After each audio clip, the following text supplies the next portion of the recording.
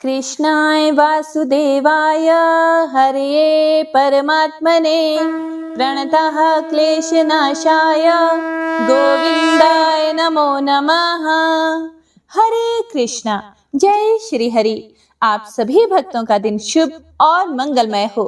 भगवान श्री कृष्ण और राधा रानी का आशीर्वाद आप सभी भक्तों पर सदा सर्वदा बना रहे। हे प्रिय भक्तों, तो आज से आरंभ हो रहा है माघ मास, जो स्नान से तन को, जप से मन को और कथा से आत्मा को पवित्र करता है। हे प्रिय भक्तजनों, पौष मास की संपूर्ण कथा श्रृंखला में आप सभी ने जिस प्रेम, अनुशासन और श्रद्धा के साथ कथाओं का श्रवण किया, वह हम सब के लिए सौभाग्य की बात है। कथा को सुनकर अपने भाव, आशीर्वाद और प्रेम कमेंट्स के माध्यम से प्रकट करने के लिए आप सभी को हृदय से अनंत धन्यवाद। माघ मास वह समय है जब प्रकृति स्वयं साधना में लीन होती है। ठंडे जल में किया गया स्नान अहंकार को गलाता है, दान करुणा जगाता है और जप प्रभु से जोड़ देता है। इस मास का प्रत्येक दिन आत्म उन्नति का अवसर है। इस पवित्र यात्रा का आरंभ हम करेंगे प्रथम पूज्य श्री गणेश जी की कथा से, ताकि हमारी यह भक्ति यात्रा निर्विघ्न, शांत और मंगलमय बनी रहे। इसके उपरांत आपको सुनाई जाएगी माघ स्नान की अलौकिक कथा महिमा, श्रीमद् भागवत महापुराण की कथा, जिसके श्रवण से पापों का क्षय और पुण्य का उदय होता है। इसके पश्चात हम प्रवेश करेंगे माघ मास महात्म्य की कथाओं में, जहां हमें यह ज्ञात होगा कि यह मास देवताओं और ऋषियों को क्यों अत्यंत प्रिय है। और अंत में इस पावन भक्ति यात्रा का एक अत्यंत दिव्य उपहार होगा, श्री कृष्ण चालीसा। श्री कृष्ण चालीसा केवल स्तुति नहीं, यह तो भक्त के हृदय से श्री कृष्ण के चरणों तक पहुंचने का मधुर मार्ग है। जो श्रद्धा से श्री कृष्ण चालीसा का पाठ या श्रवण करता है, उसके जीवन में भय, शोक और निराशा धीरे धीरे विलीन होने लगते हैं। श्री कृष्ण चालीसा मन को शांति, बुद्धि को स्थिरता और हृदय को प्रेम व भक्ति से भर देती है। कहा जाता है, जहां श्री कृष्ण चालीसा की ध्वनि गूंजती है, वहां स्वयं श्री कृष्ण अपने भक्त की अदृश्य रूप से रक्षा करते हैं। हे भक्तजनों, जैसे आपने पौष मास में अपने समय और श्रद्धा को अर्पित किया, वैसे ही इस माघ मास में भी इस पावन साधना में सहभागी बने। ईश्वर करे आपका जीवन पवित्र स्नान की शुद्धता, कथा की मधुरता और भक्ति की सुगंध से सदैव आलोकित रहे। तो आइए मन को स्थिर कर, हृदय को प्रभु में लगाकर माघ मास प्रथम अध्याय का श्रवण आरंभ करें। जय श्री गणेश, जय श्री कृष्ण। एक बुढ़िया माई थी, मिट्टी के गणेश जी की पूजा करती थी। रोज गणेश जी बनाती, रोज गल जाते। उसके घर के सामने ही एक सेठ जी का मकान बन रहा था। वह जाकर कारीगर से बोली कि कारीगर, मेरे लिए पत्थर के गणेश जी घर दो। कारीगर बोले कि बुढ़िया माई, जब तक हम तेरे लिए पत्थर के गणेश जी घड़ेंगे, तब तक तो हम अपनी दीवार बना लेंगे। हमारे पास समय नहीं है, आप किसी और से बनवा लें। बूढ़ी माई को बहुत बुरा लगा। बूढ़ी माई ने कहा कि भगवान करे तुम्हारी दीवार टेढ़ी हो जाए। यह कहकर बूढ़ी माई घर आ गई। अब जब कारीगर दीवार बनाता तो वो टेढ़ी हो जाती, फिर उस दीवार को गिराना पड़ता और दोबारा दीवार बनानी पड़ती। दोबारा भी दीवार टेढ़ी हो जाती, फिर गिरानी पड़ती। इस तरह से शाम हो गई। शाम को सेठ जी आए। सेठ जी ने पूछा कि आज कोई काम नहीं हुआ है। तब कारीगर ने बताया कि हे महाराज, काम तो हमने बहुत किया है, लेकिन जब भी दीवार बनाते हैं, दीवार टेढ़ी हो जाती है। और कारीगर ने बूढ़ी माई की सारी बात सेठ जी को बता दी। फिर सेठ जी बोले कि मुझे बूढ़ी माई के पास ले चलो। कारीगर सेठ जी को बूढ़ी माई के पास ले आए। सेठ जी ने बूढ़ी माई से कहा, हे बूढ़ी माई, हम तुम्हारे पत्थर के नहीं, सोने के गणेश जी गढ़वा देंगे। आप हमारी दीवार सीधी करा दो। सुनते ही गणेश जी ने सेठ जी की दीवार सीधी कर दी। सेठ जी ने बुढ़िया माई के लिए सोने के गणेश जी घड़वाए और अन्न धन लक्ष्मी दिया। हे गणेश जी महाराज, जिस तरह से आपने बुढ़िया माई पर अपनी कृपा दृष्टि दिखाई, उसी तरह से इस कहानी को कहते, सुनते, हुंकारा भरते सब पर अपनी कृपा दृष्टि बनाए रखना। जय श्री गणेश। तो आइए अब सुनते हैं माघ स्नान की कहानी। प्राचीन काल में नर्मदा तट पर शुभ व्रत नामक ब्राह्मण निवास करते थे। वे सभी वेद शास्त्रों के अच्छे ज्ञाता थे, लेकिन उनका स्वभाव धन संग्रह करने का अधिक था। उन्होंने धन तो बहुत इकट्ठा किया। वृद्धावस्था के दौरान उन्हें अनेक रोगों ने घेर लिया। तब उन्हें ज्ञान हुआ कि मैंने पूरा जीवन धन कमाने में लगा दिया, अब परलोक सुधारना चाहिए। वह परलोक सुधारने के लिए चिंतातुर हो गए। अचानक उन्हें एक श्लोक याद आया, जिसमें माघ मास के स्नान की विशेषता बताई गई थी। उन्होंने माघ स्नान का संकल्प लिया और नर्मदा नदी में स्नान करने लगे। 9 दिनों तक प्रातः नर्मदा में जल स्नान किया और 10वें दिन स्नान के बाद उन्होंने अपना शरीर त्याग दिया। शुभ व्रत ने जीवन भर कोई अच्छा कार्य नहीं किया था, लेकिन माघ मास में स्नान करने के पश्चात उनका मन निर्मल हो गया। माघ मास के स्नान करने से उन्हें स्वर्ग की प्राप्ति हुई। इस तरह जीवन के अंतिम क्षणों में उनका कल्याण हो गया और उनका परलोक सुधर गया। तो बोलिए माघ स्नान की जय। जय श्री कृष्ण। तो आइए अब श्रीमद् भागवत कथा का आस्वादन करते हैं। उसके बाद माघ मास महात्म्य की कथा का रसपान करेंगे। भगवान श्री कृष्ण स्वयं कहते हैं कि जो भी भक्त प्रतिदिन श्रद्धा युक्त होकर भागवत पुराण की कथाएं सुनता है, उस भक्त से मुझे बड़ा संतोष मिलता है। उस भक्त पर मैं अति प्रसन्न होता हूँ। तो आइए कथा प्रारंभ करते हैं। नारायणं नमस्कृत्य नरं चैव नरोत्तमं देवीं सरस्वतीं व्यासं ततो जय मुदीरयेत्। हे प्रिय भक्तों, श्रीमद् भागवत महापुराण की कथा सुनने की परंपरा किस प्रकार प्रारंभ हुई, इसके पीछे एक पौराणिक कथा है। पहले उसे सुनते हैं। पौराणिक कथा के अनुसार श्रृंगी ऋषि अपने पिता ऋषि शमीक के आश्रम में अन्य ऋषि कुमारों के साथ रहकर अध्ययन कर रहे थे। एक दिन सभी विद्यार्थी जंगल में गए हुए थे और आश्रम में शमीक ऋषि समाधि में बैठे हुए थे। तभी प्यास से व्याकुल राजा परीक्षित आश्रम में पहुंचे।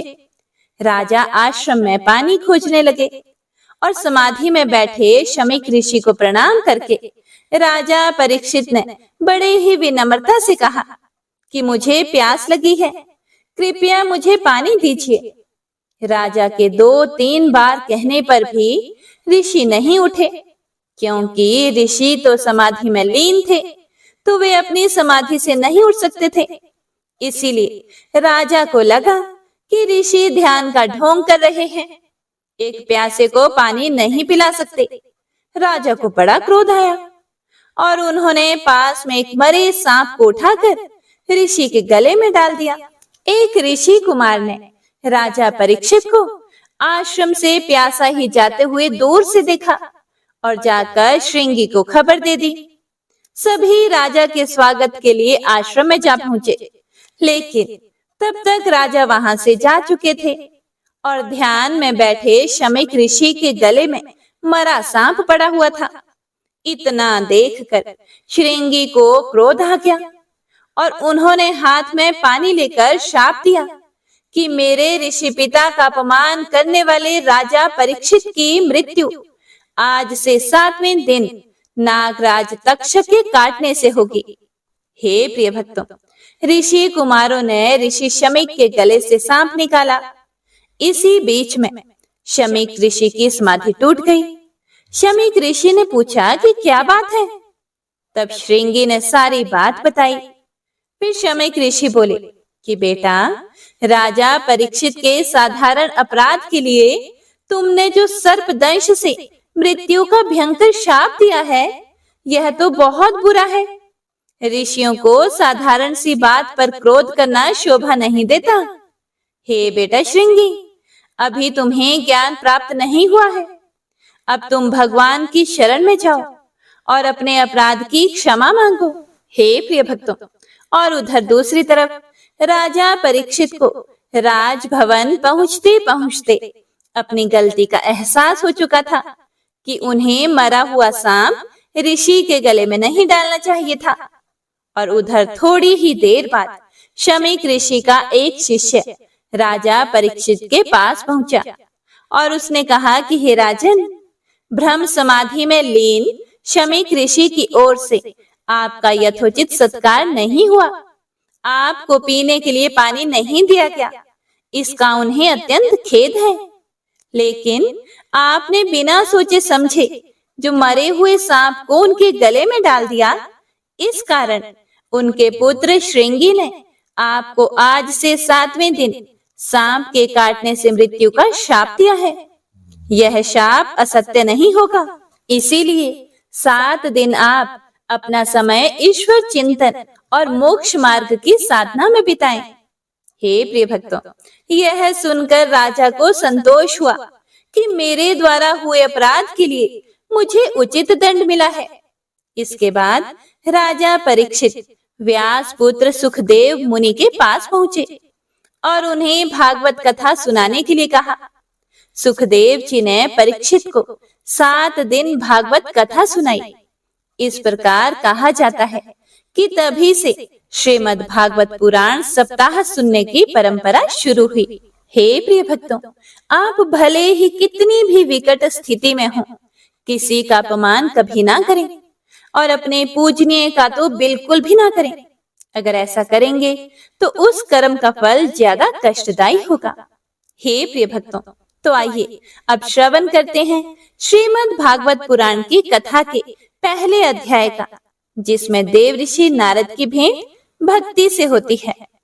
सच्चिदानंद स्वरूप भगवान श्री कृष्ण को हम नमस्कार करते हैं, जो जगत की उत्पत्ति, स्थिति और विनाश के हेतु तथा आध्यात्मिक, आदि दैविक और आदि भौतिक तीनों प्रकार के ताप का नाश करने वाले हैं।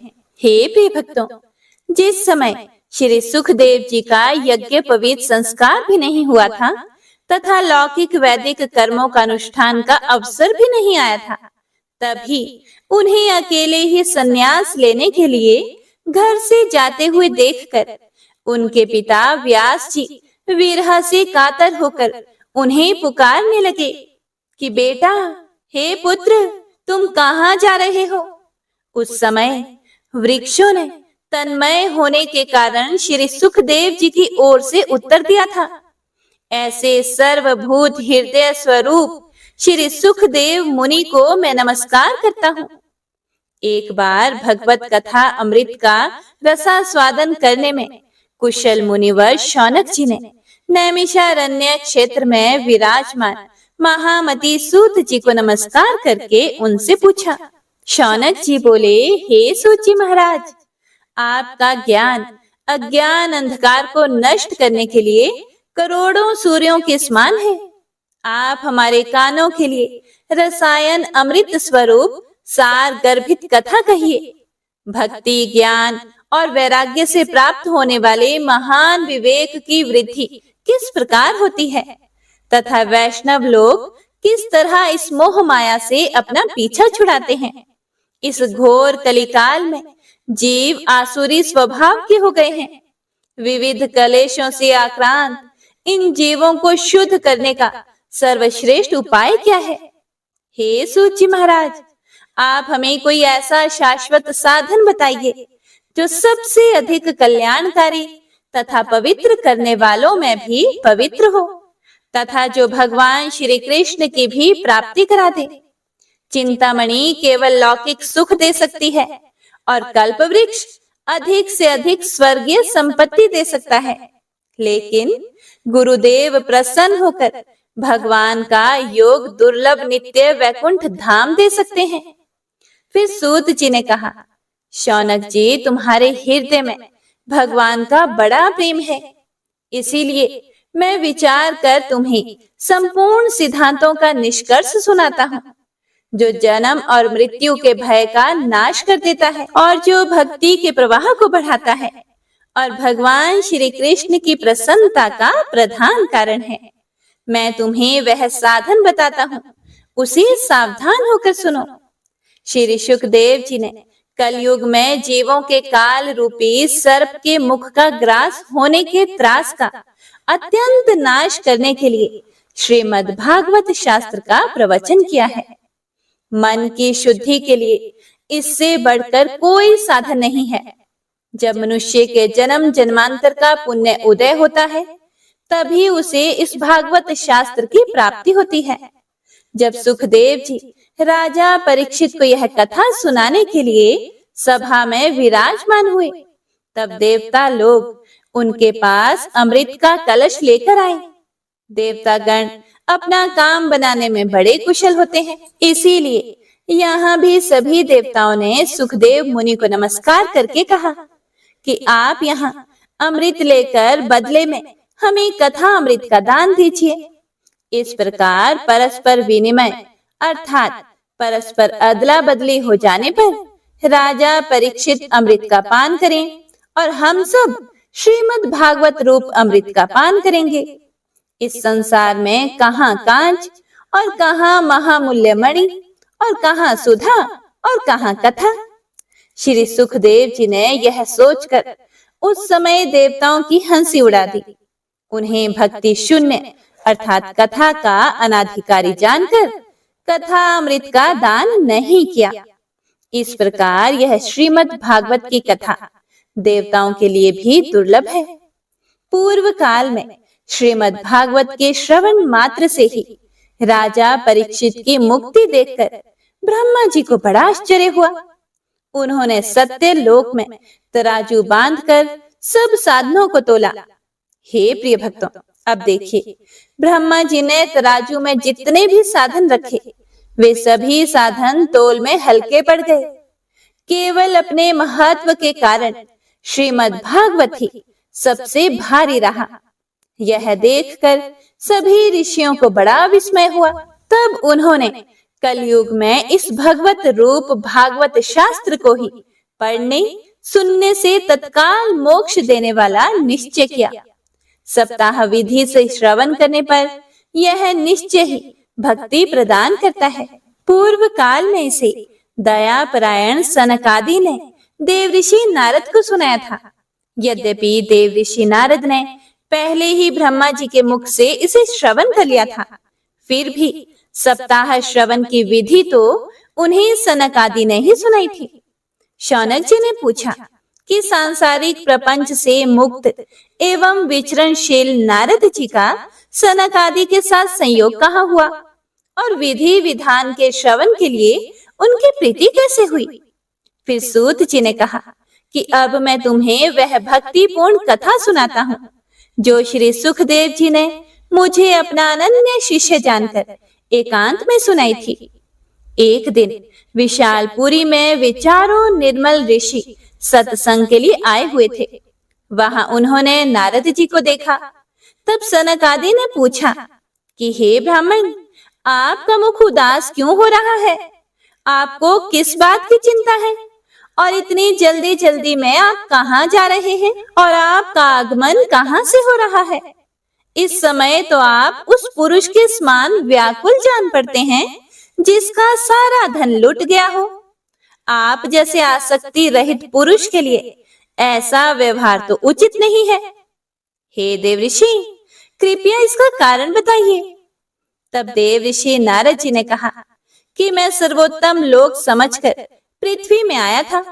यहाँ पुष्कर, प्रयाग, काशी, गोदावरी, हरिद्वार आदि तीर्थों में इधर उधर घूमता रहा, किंतु मुझे कहीं भी मन को संतोष देने वाली शांति नहीं मिली। इस समय अधर्म के सहायक कलयुग ने सारी पृथ्वी को पीड़ित कर रखा है। अब यहाँ सत्य, तप, शौच अर्थात मन के बाहर और भीतर की पवित्रता, दया, दान आदि कुछ भी नहीं है। यहाँ तक कि पृथ्वी लोक में रहने वाले बेचारे जीव केवल अपना पेट पालने में लगे हुए हैं।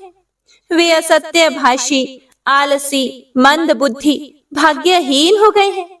जो साधु संत कहे जाते हैं वे भी पूरे पाखंडी हो गए हैं। देखने में तो वे विरक्त हैं, किंतु स्त्री धन आदि सभी का परिग्रह करते हैं। घरों में स्त्रियों का राज्य है। साले सलाहकार बने हुए हैं। लोभ से लोग कन्या का विक्रय करते हैं और स्त्री पुरुष में कलह मचा रहता है। महात्माओं के आश्रम, तीर्थ और नदियों पर विधर्मियों का अधिकार हो गया है। उन दुष्टों ने बहुत से मंदिर भी नष्ट कर दिए हैं। इस समय यहाँ ना तो कोई योगी है और ना ही सिद्ध है, ना ज्ञानी है और ना सत्कर्म करने वाला है। सारे साधन इस समय कली रूप दावानल से जलकर भस्म हो गए हैं। इस तरह कलयुग के दोष देखता और पृथ्वी लोक पर घूमता हुआ मैं यमुना जी के तट पर पहुंचा, जहां भगवान श्री कृष्ण की अनेकों लीलाएं हो चुकी हैं। हे मुनिवरों, सुनिए, वहां मैंने एक बड़ा आश्चर्य देखा। वहां एक युवा युवती स्त्री खिन्न मन से बैठी हुई थी। उसके पास दो वृद्ध पुरुष अचेत अवस्था में पड़े हुए जोर जोर से अंतिम सांस ले रहे थे। वह युवा स्त्री उनकी सेवा करती हुई कभी उन्हें चेत कराने का प्रयत्न करती और कभी उनके आगे रोने लगती थी। वह अपने शरीर के रक्षक परमात्मा को दसों दिशाओं में देख रही थी। उसके चारों ओर सैकड़ों स्त्रियां उसे पंखा लगा रही थी और बार बार समझाती जाती थी। दूर से यह सारा चरित्र देखकर मैं कौतूहलवश उसके पास चला गया और मुझे देखकर वह युवती खड़ी हो गई और बड़ी व्याकुल होकर कहने लगी, हे महात्मन, कुछ पल के लिए ठहर जाइए और मेरी चिंता को भी नष्ट कर दीजिए। आपका दर्शन तो संसार के सभी पापों को सर्वथा नष्ट कर देने वाला है। आपके वचनों से मेरे मन को बहुत कुछ शांति हो जाएगी। मनुष्य का जब बड़ा भाग्य होता है तभी, हे देवर्षि नारद, आपके दर्शन हुआ करते हैं।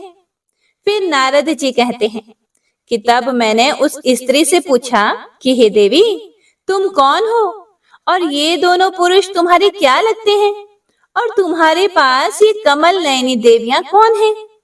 तुम हमें विस्तार से अपने दुख का कारण बताओ। तब युवती ने कहा कि मेरा नाम भक्ति है। ये ज्ञान और वैराग्य नामक मेरे पुत्र हैं। समय के फेर से ही ये ऐसे जर्जर हो गए हैं। यह देवियां गंगा जी आदि नदियां हैं। यह सब मेरी सेवा करने के लिए ही आई है। इस प्रकार साक्षात देवियों के द्वारा सेवित होने पर भी मुझे सुख शांति नहीं है। हे तपोधन, कृपया आप ध्यान देकर मेरा वृतांत भी सुनिए। मेरी कथा वैसे तो प्रसिद्ध है, फिर भी उसे सुनकर आप मुझे शांति प्रदान करें। मैं द्रविड़ देश में उत्पन्न हुई, कर्नाटक में बढ़ी, कहीं कहीं महाराष्ट्र में सम्मानित हुई, किंतु गुजरात में मुझे बुढ़ापे ने आ घेरा। वहां घोर कलयुग के प्रभाव से पाखंडियों ने मुझे अंग भंग कर दिया। चिरकाल तक यह अवस्था रहने के कारण मैं अपने पुत्रों के साथ दुर्बल और निस्तेज हो गई। अब जब से मैं वृंदावन आई हूँ, तब से पुनः परम सुंदरी, रूपवती नव युवती हो गई हूँ। लेकिन सामने पड़े हुए ये दोनों मेरे पुत्र थके मांदे दुखी हो रहे हैं। अब मैं यह स्थान छोड़कर अन्यत्र जाना चाहती हूँ, लेकिन मेरे यह दोनों पुत्र बूढ़े हो गए हैं। इसी दुख से मैं दुखी हूँ। मैं तरुणी हूँ और यह दोनों मेरे पुत्र बूढ़े क्यों? हम तीनों साथ साथ रहने वाले हैं, फिर यह असमानता क्यों? बल्कि होना तो यह चाहिए था कि माता बूढ़ी हो और पुत्र तरुण। इसी से मैं आश्चर्यचकित मन से अपनी इस अवस्था पर शोक करती रहती हूँ। आप तो परम बुद्धिमान एवं योग निधि हैं। इसका क्या कारण हो सकता है? हे ऋषिवर, कृपया मुझे बताइए। तब नारद जी ने कहा, हे साध्वी, मैं अपने हृदय में ज्ञान दृष्टि से तुम्हारे संपूर्ण दुख का कारण देखता हूँ। तुम्हें दुख नहीं करना चाहिए, केवल श्री हरि तुम्हारा कल्याण करेंगे। तब सूत जी महाराज कहते हैं कि हे मुनिवर, नारद जी ने एक क्षण में ही भक्ति के दुख का कारण जानकर कहा।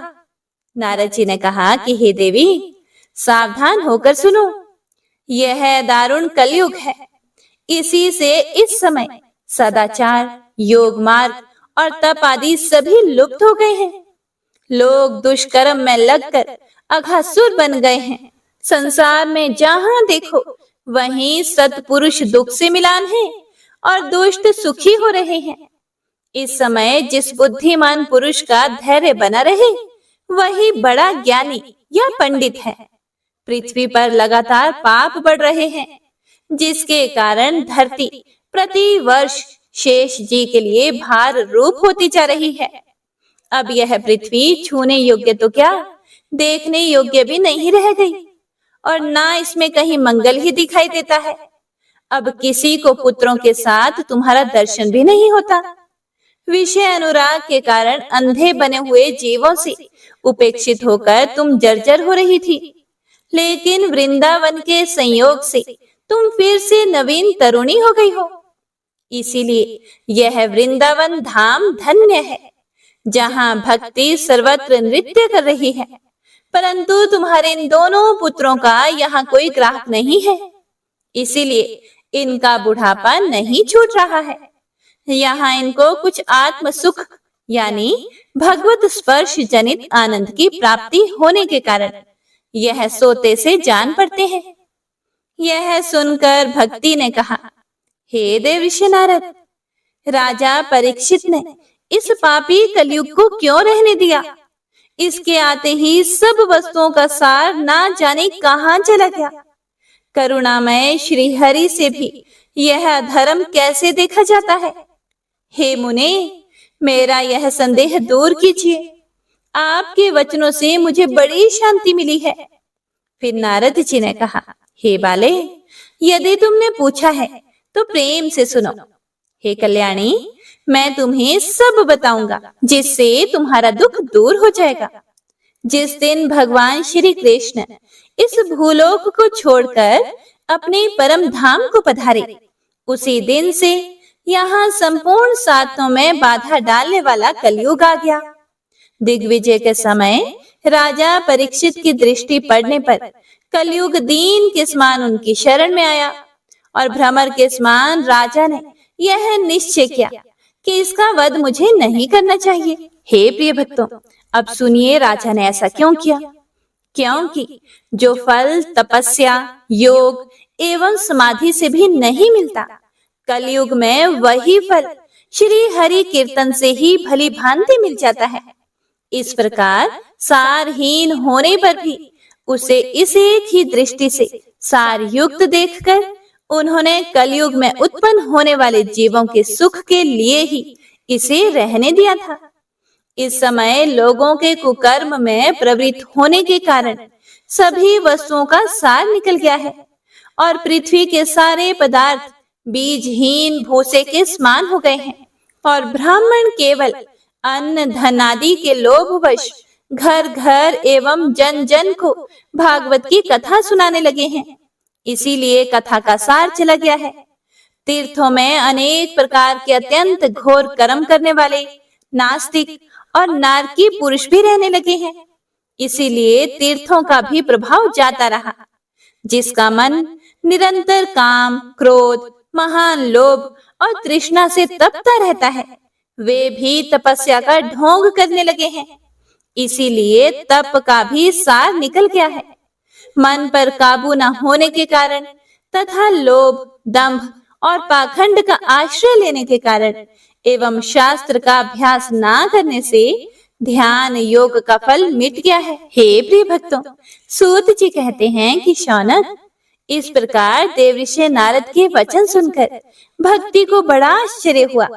फिर उसने जो कुछ कहा अब उसे सुनिए। भक्ति ने कहा, हे देवर्षि नारद, आप धन्य हैं।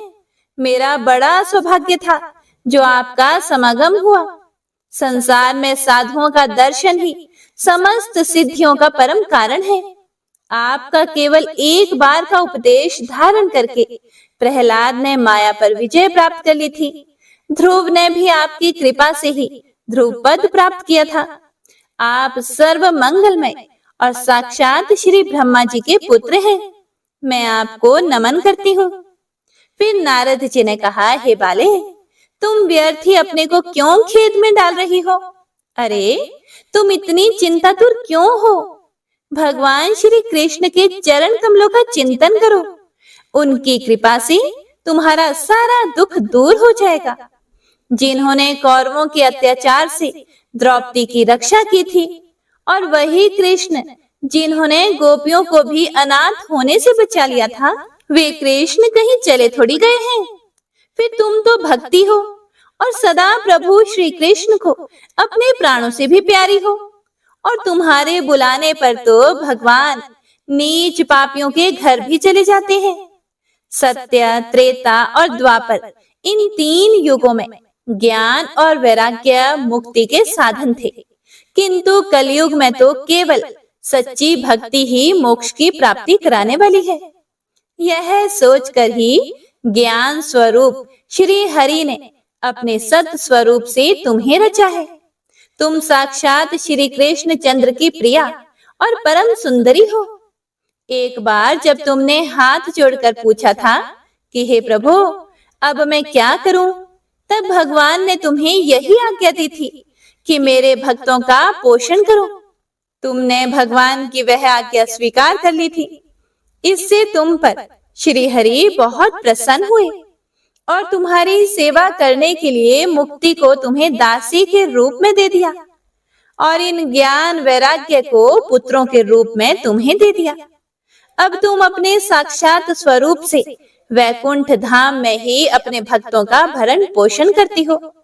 भूलोक में तो तुमने उनकी पुष्टि के लिए केवल छाया रूप धारण कर रखा है।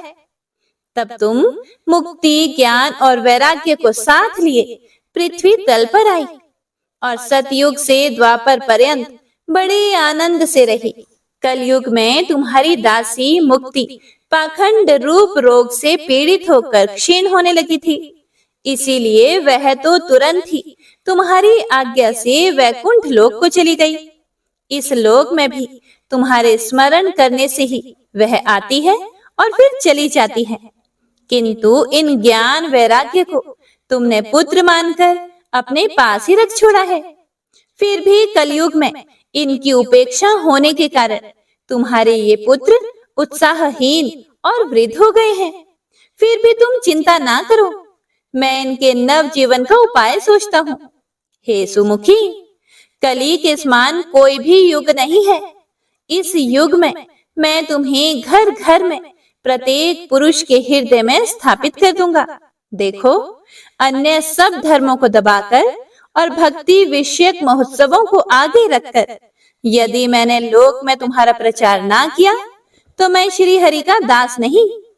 इस कलयुग में जो जीव तुमसे युक्त होंगे वे पापी होने पर भी बेखट के भगवान श्री कृष्ण के अभय धाम को प्राप्त होंगे। जिनके हृदय में निरंतर प्रेम रूपिणी भक्ति निवास करती है, वे शुद्ध अंतःकरण पुरुष स्वपन में भी यमराज को नहीं देखते। जिनके हृदय में भक्ति महारानी का निवास है, उन्हें प्रेत, पिशाच, राक्षस या दैत्य आदि स्पर्श करने में भी समर्थ नहीं हो सकते। हे प्रिय भक्तों, तप, वेदाध्ययन, ज्ञान और कर्म आदि किसी भी साधन से भगवान वश में नहीं किए जा सकते। वे केवल भक्ति से ही वशीभूत होते हैं, और जो केवल भक्ति का आडंबर करते हैं वे तीनों लोकों में दुख ही पाते हैं। पूर्व काल में भक्त का तिरस्कार करने वाले दुर्वासा ऋषि को बड़ा कष्ट उठाना पड़ा था। जिनके हृदय में सच्ची भक्ति का वास हो, उन्हें व्रत, तीर्थ, यज्ञ या किसी भी ज्ञान चर्चा आदि बहुत से साधनों की कोई आवश्यकता नहीं है। एकमात्र भक्ति ही मुक्ति देने वाली है।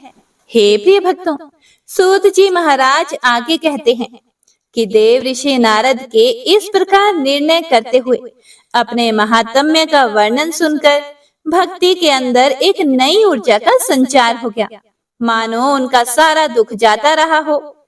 इस प्रकार भक्ति नारद जी से बोली, हे नारद जी, आप धन्य हैं। आपकी मुझ में निश्चल प्रीति है। मैं सदा आपके हृदय में रहूंगी। मैं कभी भी आपको छोड़कर नहीं जाऊंगी। हे देवऋषि, आप बड़े कृपालु हैं। आपने क्षण भर में ही मेरा सारा दुख दूर कर दिया। लेकिन अभी मेरे पुत्रों में चेतना नहीं आई है। आप इन्हें शीघ्र ही सचेत कर दीजिए। कृपया इन्हें जगा दीजिए। फिर सूत जी कहते हैं कि भक्ति के यह वचन सुनकर नारद जी को बड़ी करुणा आई और वे उन्हें हाथ से हिला डुला कर जगाने लगे और फिर उनके कान के पास मुंह लगाकर जोर जोर से कहने लगे, ओ ज्ञान, जल्दी उठो। ओ वैराग्य, जल्दी जग पड़ो। फिर उन्होंने वेद ध्वनि, वेदांत घोष और बार बार गीता पाठ करके उन्हें जगाया।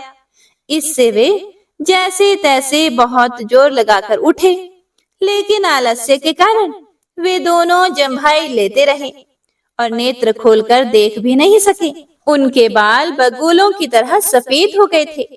उनके अंग प्राय सूखे काठ के समान निस्तेज और कठोर हो गए थे, जैसे उनमें जान ही ना हो। इस प्रकार भूख प्यास के मारे अत्यंत दुर्बल होने के कारण उन्हें फिर सोता देखकर नारद जी को बड़ी चिंता हुई और वे सोचने लगे कि अब मुझे क्या करना चाहिए। इनकी यह नींद और इससे भी बढ़कर इनकी वृद्धावस्था कैसे दूर करूं। हे शौनक जी, इस प्रकार चिंता करते करते वे भगवान का स्मरण करने लगे। उसी समय यह आकाशवाणी हुई कि हे मुने, खेद मत करो, तुम्हारा यह प्रयास भी निस्संदेह अवश्य ही सफल होगा। हे देवऋषि, इसके लिए तुम्हें एक सत्कर्म करना होगा। वह कर्म तुम्हें संत शिरोमणि महानुभाव बताएंगे। उस सत्कर्म का अनुष्ठान करते ही क्षण भर में इनकी नींद और वृद्धावस्था चली जाएगी और सर्वत्र भक्ति का प्रसार होगा। यह आकाशवाणी वहां सभी को साफ साफ सुनाई दी। इससे नारद जी को बड़ा विस्मय हुआ और वे कहने लगे, मुझे तो इसका कुछ आशय समझ में नहीं आया।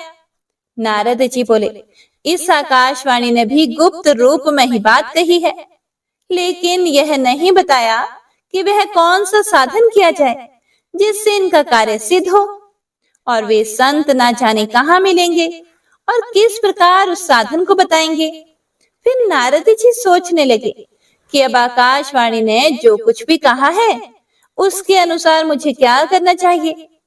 सूत जी महाराज आगे कहते हैं कि हे शौनक, तब ज्ञान वैराग्य दोनों को वहीं छोड़कर नारद मुनि वहां से चल पड़े और प्रत्येक तीर्थ में जा जाकर रास्ते में मिलने वाले मुनीश्वरों से वह साधन पूछने लगे। उनकी उस बात को सुनते तो सब थे, लेकिन उसके विषय में कोई भी निश्चित उत्तर नहीं देता था। किन्हीं ने उसे असाध्य बताया और कोई बोले कि इसका ठीक ठीक पता लगाना ही कठिन है। कोई सुनकर चुप रह गए और कोई कोई तो अपनी अवज्ञा होने के भय से बात को टालकर वहां से खिसक जाते। त्रिलोकी में महान आश्चर्यजनक हाहाकार मच गया। लोग आपस में कानाफूसी करने लगे कि भाई, जब वेद ध्वनि, वेदांत घोष और बार बार गीता पाठ सुनाने पर भी भक्ति, ज्ञान और वैराग्य यह तीनों नहीं जगाए जा सके, तब और कोई उपाय ही नहीं है। स्वयं योगीराज नारद को भी जिसका ज्ञान नहीं है, उसे दूसरे संसारी लोग भला कैसे बता पाएंगे। इस प्रकार जिन जिन ऋषियों से इसके विषय में पूछा गया, उन्होंने निर्णय करके यही कहा कि यह बात ही असंभव है। तब नारद जी बड़े चिंतातुर हुए और बद्री वन में आए। ज्ञान वैराग्य को जगाने के लिए वहां उन्होंने यह निश्चय किया कि मैं तपस्या करूंगा। इसी समय उन्हें अपने सामने करोड़ों सूर्यों के समान तेजस्वी सनक आदि मुनीश्वर दिखाई दिए। उन्हें देखकर नारद जी ने कहा, हे महात्माओं, इस समय बड़े भाग्य से मेरा आप लोगों के साथ समागम हुआ है। आप मुझ पर कृपा करके शीघ्र ही वह साधन बताइए आप सभी लोग बड़े योगी, बुद्धिमान और विद्वान हैं। आप देखने में 5-5 वर्ष के बालक से जान पड़ते हैं, लेकिन हैं पूर्वजों के भी पूर्वज। आप लोग सदा वैकुंठ धाम में निवास करते हैं, निरंतर हरि कीर्तन में तत्पर रहते हैं और एकमात्र भगवत कथा ही आपके जीवन का आधार है। हरि शरणम अर्थात भगवान ही हमारे रक्षक हैं। यह मंत्र सर्वदा आपके मुख में रहता है। इसी से काल प्रेरित वृद्धावस्था भी आपको बाधा नहीं पहुंचाती। आपके प्रभाव से पूर्व काल में भगवान श्री हरि विष्णु के द्वारपाल जय और विजय तुरंत पृथ्वी पर गिर गए थे और फिर आपकी ही कृपा से वे फिर से वैकुंठ लोक पहुंच गए। हे महानुभावों, इस समय आपका दर्शन बड़े सौभाग्य से ही हुआ है। मैं बहुत दीन हूँ और आप लोग स्वभाव से ही दयालु हैं, इसीलिए आपको मुझ पर अवश्य ही कृपा करनी चाहिए। बताइए, आकाशवाणी ने जिसके विषय में कहा है वह कौन सा साधन है और मुझे किस प्रकार उसका अनुष्ठान करना चाहिए? आप इसका विस्तार से वर्णन कीजिए। भक्ति, ज्ञान और वैराग्य को किस प्रकार सुख मिल सकता है और किस तरह इनकी प्रेम पूर्वक सब वर्णों में प्रतिष्ठा की जा सकती है? तब सनकादि ने कहा, हे देवीशे, आप चिंता ना करें। मन में प्रसन्न होकर उनके उद्धार का एक सरल उपाय पहले से ही विद्यमान है। नारद जी, आप धन्य हैं। आप विरक्तों के लिए शिरोमणि हैं। श्री कृष्ण दासों के शाश्वत पथ प्रदर्शक एवं भक्ति योग के भाषक हैं। आप भक्ति के लिए जो प्रयास कर रहे हैं, यह आपके लिए कोई आश्चर्य की बात नहीं समझनी चाहिए। अभी तक भगवान की प्राप्ति कराने वाला मार्ग तो गुप्त ही रहा है। उसका उपदेश करने वाला पुरुष प्राय भाग्य से ही मिलता है। आपको आकाशवाणी ने जिस सत्कर्म का संकेत किया है, उसे हम बताते हैं। आप प्रसन्न और समाहित चित्त होकर सुनिए। हे नारद जी, द्रव्य यज्ञ, तपो यज्ञ, योग यज्ञ और स्वाध्याय रूप ज्ञान यज्ञ, ये सब तो स्वर्ग आदि की प्राप्ति कराने वाले कर्म की ओर ही संकेत करते हैं। पंडितों ने ज्ञान यज्ञ को ही सत्कर्म का सूचक माना है। वह श्रीमद् भागवत का पारायण है, जिसका गान शुकादि महानुभावों ने किया है। उसके शब्द सुनने से ही भक्ति, ज्ञान और वैराग्य को बड़ा बल मिलेगा। इससे ज्ञान वैराग्य का कष्ट मिट जाएगा और भक्ति को आनंद मिलेगा। सिंह की गर्जना सुनकर जैसे भेड़िए भाग जाते हैं, उसी प्रकार श्रीमद् भागवत की ध्वनि से कलयुग के सारे दोष नष्ट हो जाएंगे। यह सुनकर तब नारद जी ने कहा कि मैंने वेद वेदांत की ध्वनि और गीता पाठ करके उन्हें बहुत जगाया, लेकिन फिर भी भक्ति, ज्ञान और वैराग्य यह तीनों नहीं जगे। ऐसी स्थिति में श्रीमद् भागवत सुनाने से भी कैसे जगेंगे? क्योंकि उस कथा के प्रत्येक श्लोक और प्रत्येक पद में भी तो वेदों का ही तो सारांश है। आप लोग शरणागत वत्सल हैं तथा आपका दर्शन कभी व्यर्थ नहीं होता। इसीलिए मेरा यह संदेह दूर कीजिए, इस कार्य में विलंब ना कीजिए।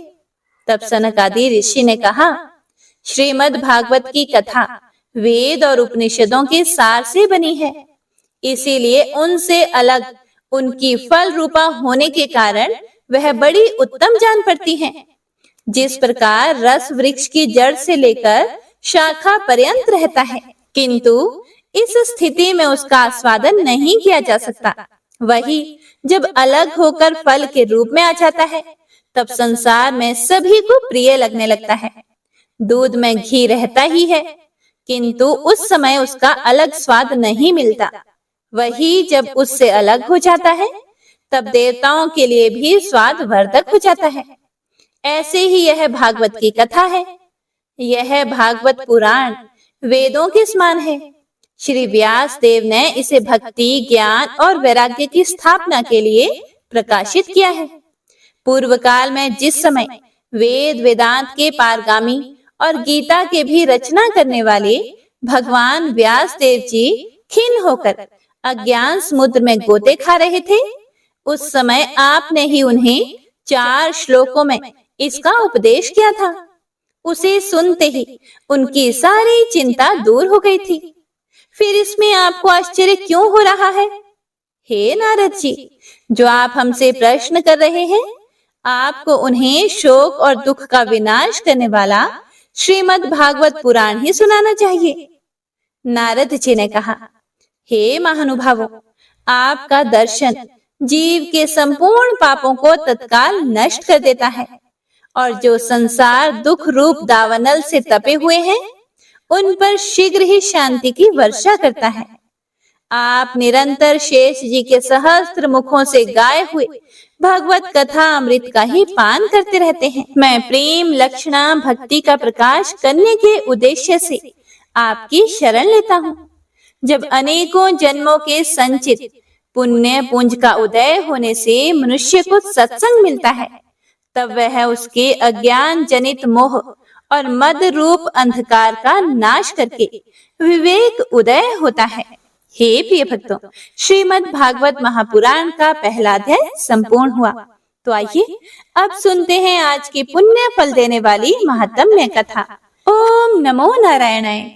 एक समय श्री सूत जी महाराज ने अपने गुरु श्री व्यास जी से कहा, हे गुरुदेव, कृपया करके आप मुझसे माघ मास का महात्म्य कहिए, क्योंकि मैं आपका शिष्य हूँ।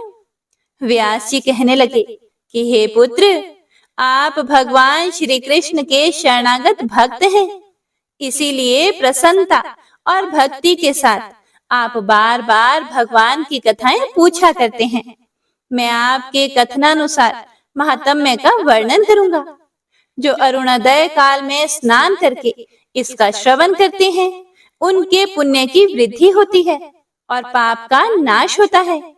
अब मैं आपको माघ मास का महात्म्य कहता हूँ, ध्यान पूर्वक सुनो।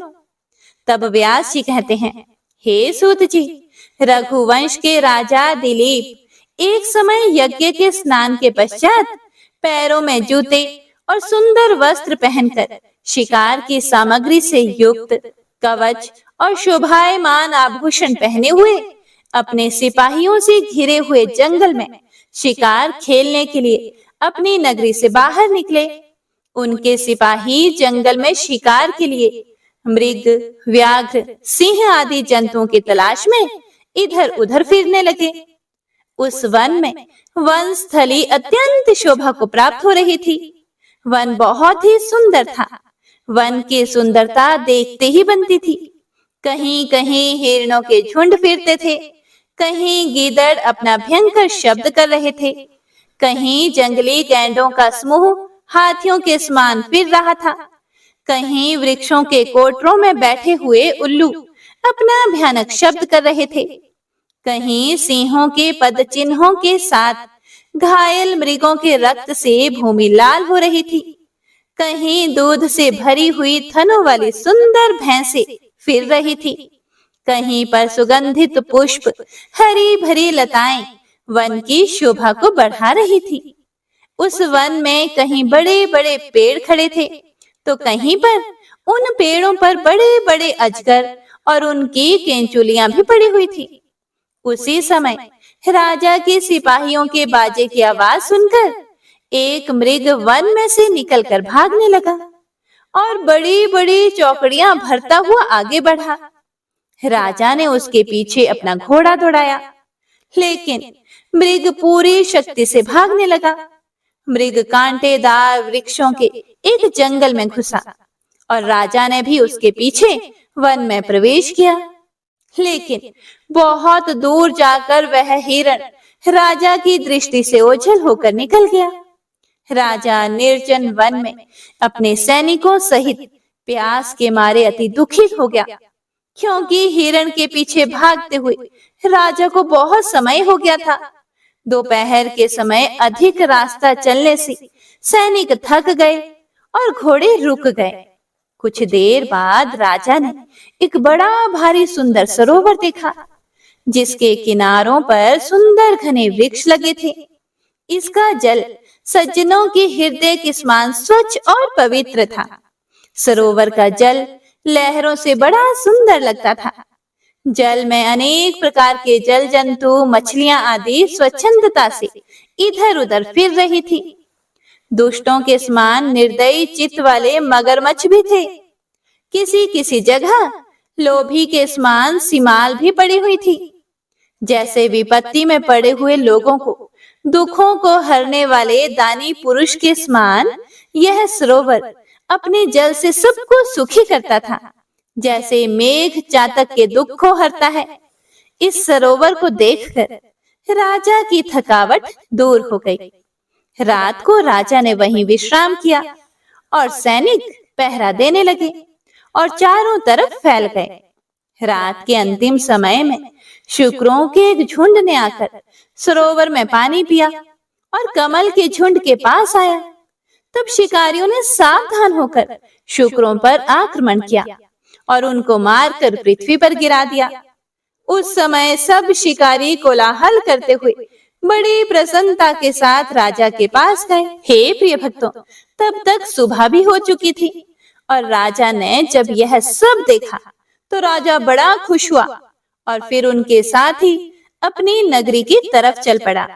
जब राजा अपनी नगरी की ओर जाने लगा तब राजा ने रास्ते में एक तपस्वी को देखा। कठिन साधना, तपस्या और नियमों के कारण उनका शरीर बिल्कुल सूख गया था, जो मृगछाला और वल्कल पहने हुए था और नख, रोम तथा केश धारण किए हुए थे। राजा ने ऐसे घोर तपस्वी को देखकर बड़े आश्चर्य से उनको प्रणाम किया और हाथ जोड़कर राजा वहीं बैठ गया। तब तपस्वी ब्राह्मण ने राजा के भेष से समझ लिया कि यह जरूर कोई राजा है।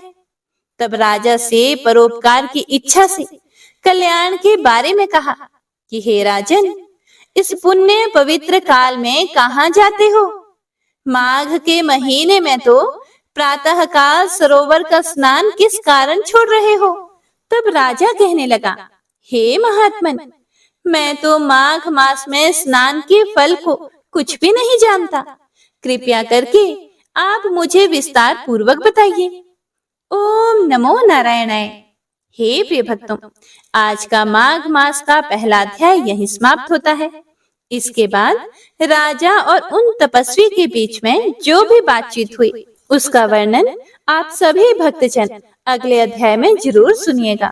बंशी शोभित कर मधुर नील जलद तन श्याम, अरुण अधर जनु बिंब फल नयन कमल अभिराम, पूर्ण इंद्र अरविंद मुख पीतांबर शुभ साज, जय मन मोहन मदन छवि कृष्ण चंद्र महाराज। जय यदुनंदन जय जगवंदन, जय वसुदेव देवकी नंदन, जय यशोदासुत नंद दुलारे, जय प्रभु भक्तन के दृग तारे, जय नट नागर नागन थैया कृष्ण कन्हैया धेनु चरैया, पुनि नख पर प्रभु गिरिवर धारो, आओ दीनन कष्ट निवारो, वंशी मधुरे अधर धर तेरे, होवे पूर्ण मनोरथ मेरी, आओ हरि पुनि माखन चाखो, आज लाज भारत की राखो, गोल कपोल चिबुक करुणारे, मृदु मुस्कान मोहिनी डारे, रंजित राजीव नयन विशाला, मोर मुकुट वैजंती माला,